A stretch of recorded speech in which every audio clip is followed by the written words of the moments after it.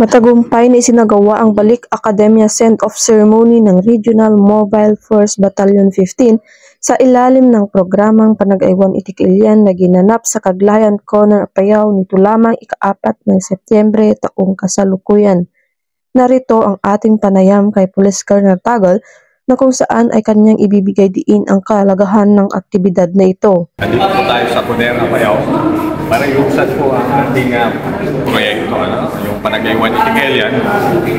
Sa ilalim po nito, meron yung Balik Academia. Ang layunin po ng Balik Academia, kinikilala po natin na hindi lahat ng mga kababayan po natin ay may kaya pumunta sa mga eskwelahan sabihin na natin formal para mag-aral ng formal.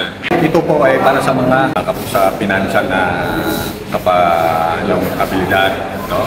Kaya dito, ipag-partner po tayo sa non-government organization, particularly po yung career builders. Kasi sila may kakayanan po na magbigay ng mga kakayahan, mga skills po. Yung tinatawag natin nga leaders po yung geographically isolated and disadvantaged areas. O kaya yung sinasabi natin mga less fortunate, yung hindi masyadong nabibiyayahan po. Sa ganung bagay,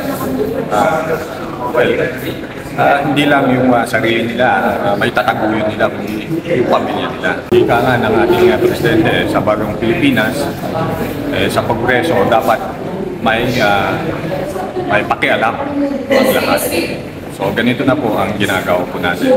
At ginagawa din po natin dito ayon sa guidance o kaya yung habilin po ng ating regional director na si Police Brigadier General David Campoan Perez.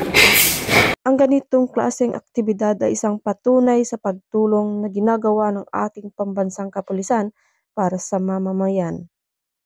Yes, for peace. Mula dito sa Caglayan Corner, Apayao, ako ang inyong PNN correspondent, Patrolwoman Mayra Beran, alagad ng batas, tagataguyod ng Balitang Pulis.